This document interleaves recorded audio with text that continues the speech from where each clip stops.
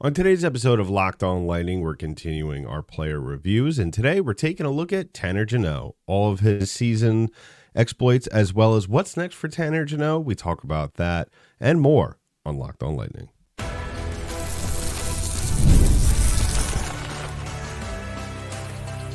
You're Locked On Lightning, your daily podcast on the Tampa Bay Lightning, part of the Locked On Podcast Network, your team every day. And welcome to another episode of Locked On Lightning, part of the Locked On Podcast Network, your team every day. I'm your host, Adam Danker. Thank you for joining me on this episode of Locked On Lightning. Just a reminder to go ahead and subscribe to the podcast. Give us a follow wherever podcasts are distributed in audio form. We're also available on YouTube. Subscribe to our channel there. Comment below and hit that thumbs up button to help us reach other viewers. So on today's episode, we're continuing our player reviews for the off season. We're taking a look at Tanner Jeannot. And if you've missed any of the other ones that we have done, we've done Anthony Cirelli, we've done Brandon Hagel, we've done Nick Paul, Darren Radish, Eric Chernak, Mikhail Sergachev. Go back and watch those. You definitely don't want to miss out on our reviews for those players as well. So we're taking a look at Tanner Jeannot today. And I have to say it was... I was very much anticipating doing this one for obvious reasons. There is, for those of us that are maybe those that are joining us for the first time, first of all, welcome to the podcast. But whether you're joining just the podcast for the first time or if you're joining Lightning Nation, Bolts Nation, just a little refresher as kind of like we always talk about here when we talk about Tanner Jeannot. There is obviously kind of two sides of Lightning fans that are pretty much split on how to feel about Tanner Jeannot. Some Lightning fans just have like this foul taste in their mouth when it comes to talking about him because of everything that happened and all the assets that were given up for him. In that trade not too long ago that the Lightning made with the Nashville Predators. And then the other part of Lightning fans that include me are the ones that, yes, the price for him was very steep and just ridiculous, but the guy has a lot of really potential.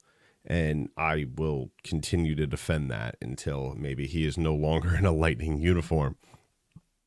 So looking back on his season, I have to say, unfortunately, yes, it was not an ideal season for Tanner Jeannot. You kind of figure, and this is, I feel like, the sentiment for a lot of people, and we could say this for pretty much every player that is traded to the Tampa Bay Lightning, that at some point, you know, when they have their first full season, there's a lot of optimism around them because of, and we've talked about this with Nick Paul and Brandon Hagel, how really having your first full season in Tampa Bay, you kind of really start to see the development. You kind of get acclimated not only to your teammates, but kind of just the Lightning way.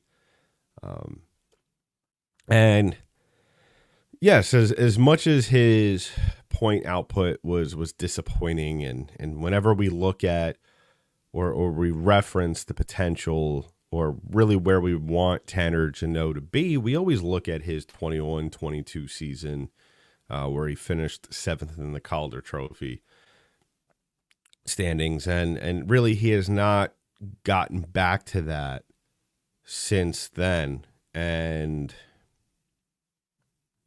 this past season, he had 55 games played, scored 7 goals, 14 points. His plus minus was in the negative.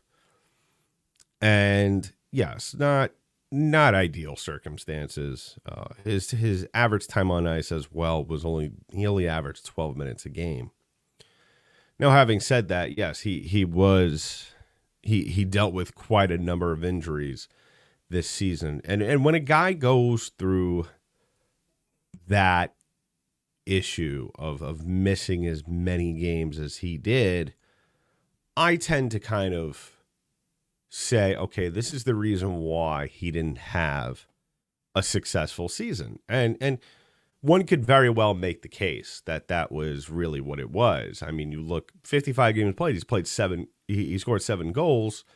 He plays a full 82 season. Maybe we're sitting here talking about 15, maybe even 20 goals on the season. Who knows? I mean, and on top of that, one of the things I've brought up with a lot of the players that have kind of struggled here, Mikhail Sergachev, Eric Chernak, on our player reviews, is that, you know, yes, it could be injuries. It could be just them not playing the right way. And yes, that is 100% true for Tanner Jeannot. But at the same time, we could also make the case, which I will right now, that, and we've seen this throughout the course of this season, is that there is a possibility that he was not used the right way.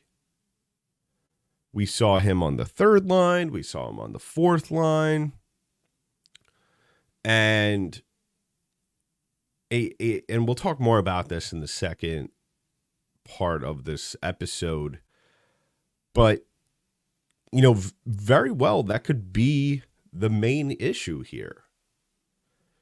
You know, we look at Tanner Jeannot, especially when he was brought in as a guy who is supposed to be very physical. He's supposed to be kind of the center of the grit that the Lightning bring in their play. But at the same time, my what I look at when I see him is his ability to score, his ability to put up points. Now, I'm not saying you throw him on the second or first line, he's going to turn into a 30-goal scorer. No, that's not what I'm saying. But sometimes that's all it takes to kind of get things going for yourself, to get that confidence boost up. And yes, we'll talk more about that in the second segment. But yeah, I mean, I look at Tanner Jeannot's season, and yes, the 55 games definitely stands out to me as obviously the issue and the main variable of why his stats don't look very good to the eye when you first look at them. But at the same time, you look at his previous year stats when he was traded last year to Tampa Bay. He played just as many games. I mean, he played actually more games, and he pretty much had pretty much identical numbers on the season. So what that tells me, like I said before, back to my other point that I made, was that if he played a full season, those offensive stats probably would have looked better.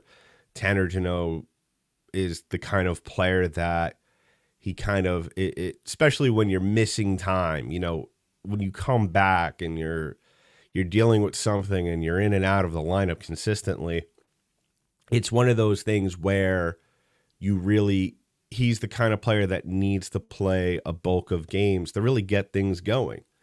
I kind of view him as kind of he kind of resembles to me when we're talking about in football, as, you know, when we're talking about running backs, when they say that this guy is a downhill runner, which means he has to gain some momentum to get things going. And I kind of feel like that's the same thing that we could equate to Jeannot in this instance, that he is a guy, he needs to play, like I said, a bunch of games to get scoring going. And also on top of that, I think it's also just getting moved up and down the lineup didn't do him any favors. And then on top of that, something that we didn't even talk about at the time because there were so many things going on with this team, but in the playoffs, I thought it was very weird, and this goes back to the argument about not being used right. I thought it was very weird for John Cooper not to play Jeannot starting in game 1. You know, Jeannot, obviously his bread and butter is playing physical, establishing a presence out there, kind of being the protector of certain other players and setting the tone. And I also I found it weird, you know, at the time, especially I don't think he played until game 3. I found it odd that John Cooper would allow, like, not play him, especially when we knew going in this was going to be a very physical series. And I get it, you're looking at matchups, but at the same time, this is a guy, clearly, you gave up so much for him. You got to play him every single night, when he's healthy, obviously. And I think, that's the case. That's the thing we're going to be looking at with a lot of these players, that when we're doing our reviews, I think we've already done it with a few. There's a lot of players on this team that you could make the argument they weren't used correctly this year, or they weren't playing on the right line with the right players around them. Not saying that the players with them were bad players. No, it's just one of those things where I think at the end of the day, John Cooper kind of, especially with a guy like Jeannot, kind of needed to think outside the box and maybe look in another direction as to where and how he should go about doing his line combination. So we'll talk about that in the second segment, because really we're asking ourselves now, all right, this season's in the bag. He's had his first full season in Tampa Bay. All right, he dealt with injury. Okay, now we're going into next season thinking about, all right, he's going to be healthy. We're banking on him playing a full 82-game season. What's next for this guy? Where does he fit into the lineup? We'll talk about that coming up in just a little bit. But first, we're going to talk about our first sponsor on today's show, and that is our friend over at Policygenius. Now, it is very important in this day and age to really have a safety net, not only for yourself, but also for your family. And trying to find the right policy on your own can be time-consuming and overwhelming. But Policygenius is the country's leading online insurance marketplace. It saves you time and money so you can provide your family with a financial safety net starting today. With Policygenius, you could find life insurance policies that start at just $292 per year for $1 million worth of coverage. Some options offer the same day approval and avoid unnecessary medical exams. Policygenius helps you compare your options from the top companies and their team of licensed experts that are on hand to help talk you through it. Talk to a team of award-winning agents who will walk you through the process step by step. So check life insurance off your to-do list in no time with Policygenius. Head to policygenius.com/LockedOnNHL or click the link in the description to get your free life insurance quotes and see how much you could save. That's policygenius.com/LockedOnNHL. So as always, I want to thank you all for making us your first listener of the day. If you haven't already done so, please go ahead and subscribe to the podcast. Give us a follow wherever podcasts are distributed in audio form. I also want to hear from all of you, whether it be on if you disagree with my grades or disagree with my analysis or changes, or even if you do agree with what I want to say. I want to get some feedback from you all. So go ahead. Follow us on our social media pages, LO_Lightning on Twitter, as well as LockedOn_Lightning on Instagram. You can follow me at DankyDank, DENKY, D8NK. You could also find some more of my work at boltsbythebay.com. So my grade for Tanner Jeannot, before we get into what's next for the guy, I would have to say is probably a C.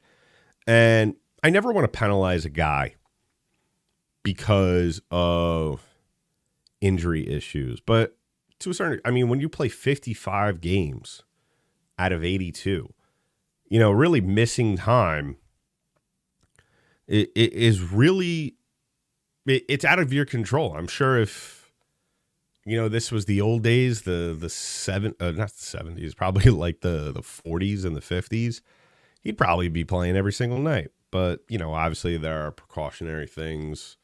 Team doctors now, I don't think they had those things back then. But yeah, I'm going to give him a C because, like I said, he basically duplicated last year's production, played more games last year.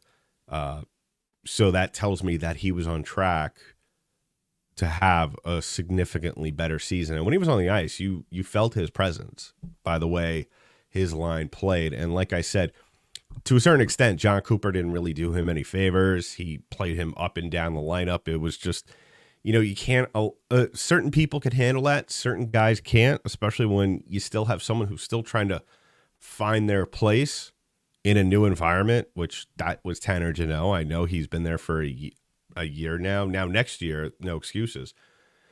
But we now look towards next year, and with kind of this team still trying to form and figure out where everybody is going to end up, I still think, regardless of where, we've talked about line combinations here. Let me just say that real quick. We've talked about line combinations extensively since the season's ended.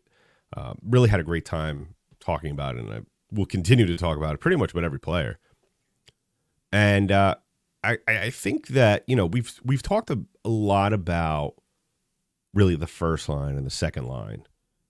We talked about on a couple of episodes ago how, Anthony Cirelli, really, in my opinion, should be on the first line, playing down the middle with Cooch and Point. That would be a phenomenal line. And then you got Paul and Hagel and maybe Stamkos. We don't know yet. Let's not assume anything until something is concrete and set in stone and all that. But I don't think, and this idea was actually thrown to me, I think it was on Twitter by a listener. And I at first I thought it was a little out of the box, but it's really stuck with me. So if you're the one that threw this out to me on Twitter or wherever it was, comment below on YouTube, just so I give you credit on the next episode. Someone suggested that Jeannot play either on the second, and I think it was even on the first. I think it was on the first. And I don't hate that idea. Or even on the second line, you have Jeannot with Paul and Hagel. This is under the assumption maybe either Stamkos doesn't come back, or maybe even, we move Stamkos down to the third line with, now, as for who that could possibly be, I mean, that's a whole nother thing, because there's some issues that need to be hashed out there. I mean, maybe we can make the argument for Stamkos, Esamot, and Chafee. Don't hate that line, but don't necessarily love it.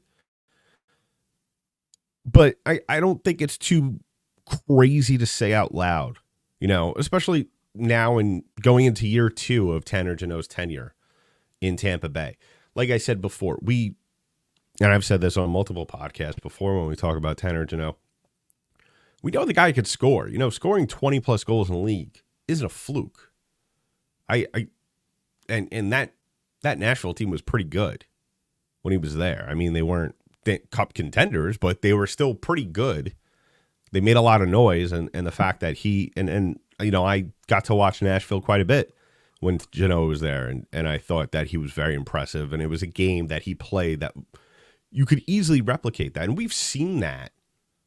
Very subtle flashes of that in Tampa Bay. And sometimes when a guy is struggling to score, you kind of maybe throw him up to your top guns and see what, they could do with that. And, the good thing about the Lightning here is that they have, to a certain degree, a surplus of scorers that can make the guys around them that much better. Obviously, 86 on the first line. Nikita Kucherov, I think you could put Esamot and Jeannot on that first line with him, and he'll figure out how to play with them and make them better.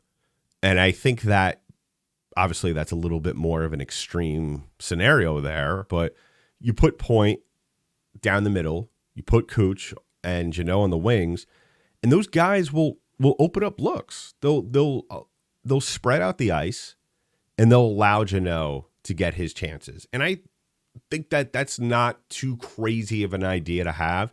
And on the reverse of that, you have a guy who can play defense, you have a guy that can play physical, and you have a guy that could also protect those two guys on those lines. Sometimes when we're trying to put together lines, we kind of get too happy assigning roles to these lines. First line is the scoring line. The second line is kind of 1B of the first line, kind of like the best possible scoring line after that. And then the third and fourth are kind of obviously, as we know, the grinders, and really the third line is kind of like the line, let's go out there and get things going. Let's light a fire. Let's disrupt. The fourth line's kind of like, let's wear them down. Let's be quicksand.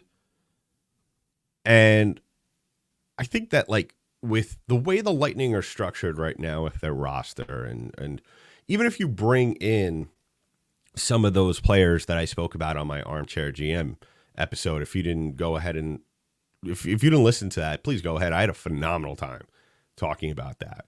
And I think even if the Lightning go by that recipe of what I laid out for them, you could still, in that world, have Tanner Jeannot in the first line. I don't think it's too outlandish of, like I said, really in any scenario. It's not overly a crazy thing to talk about having Jeannot on the first two lines. You know, I'm not saying he's a top six forward. No, that's not it. But like I said, the Lightning need to, and John Cooper need to think outside the box. They need to maybe get away somewhat from the traditional way lineups are made in the NHL.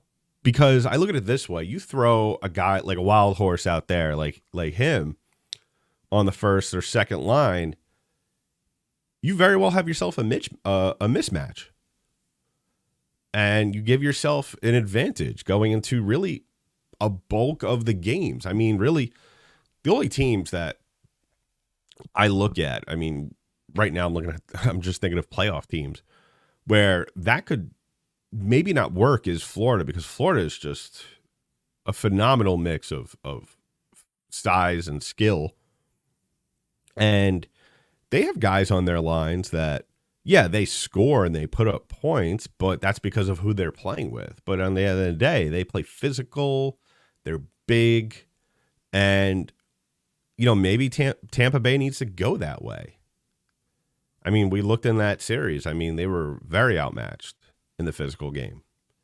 I mean, you're talking about really two lines being outmanned, outbodied. And then you finally get to your third line, and, you know, it's kind of, you have 3 and 4. You have 2 out of the 4 lines kind of just kind of holding it down physically, but at the same time not offering any offensive help. So that's why I kind of feel like, you know, you got to spread the wealth around, which is why, yeah, throw Jeannot up to the first line, put Stamkos maybe on the third, because Stamkos could play physical, and he'll still get 30 goals. And I mean, I don't know how many third line forwards in the league have 30 goals or have the potential to do that. So let me know in the comments below how you feel. I mean, I'm not saying it's something that needs to happen. It's just, I feel like it's something that the Lightning can explore. You know, it's sometimes you got to be a little unorthodox to win games. And I'm not saying Jeannot playing in the top 6 is going to be a game changer, but I'm not saying it's necessarily going to hurt them. So let me know in the comments below. I'm curious.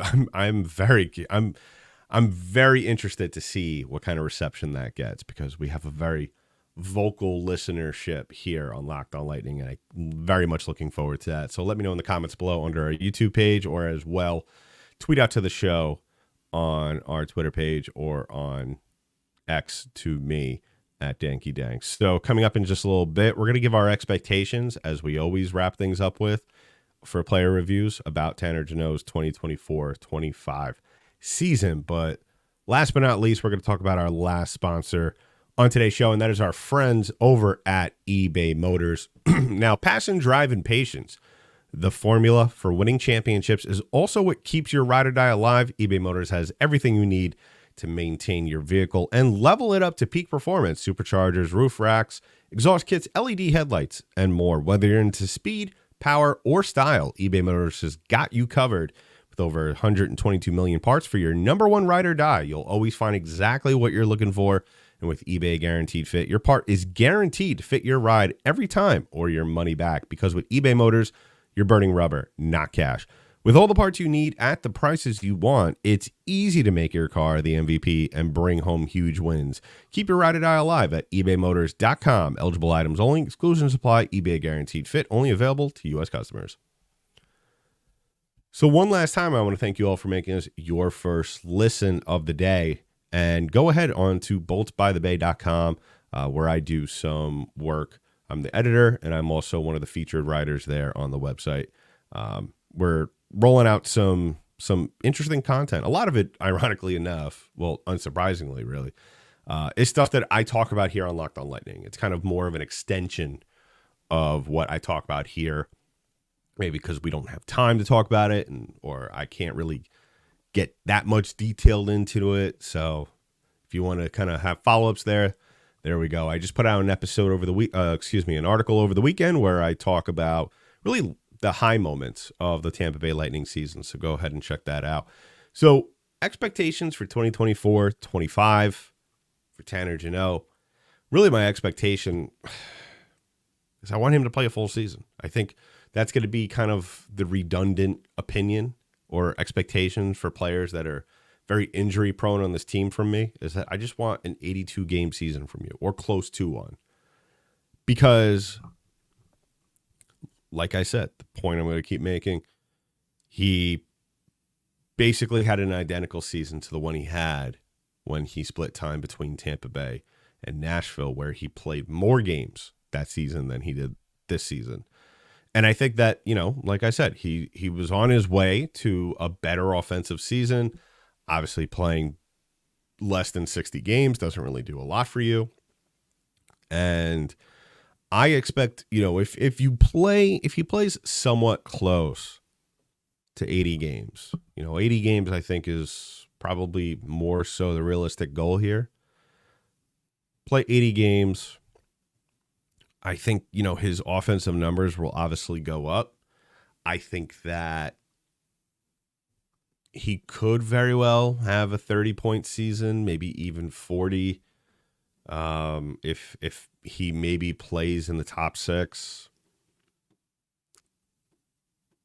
maybe we see him have somewhat closer to a 50-point season.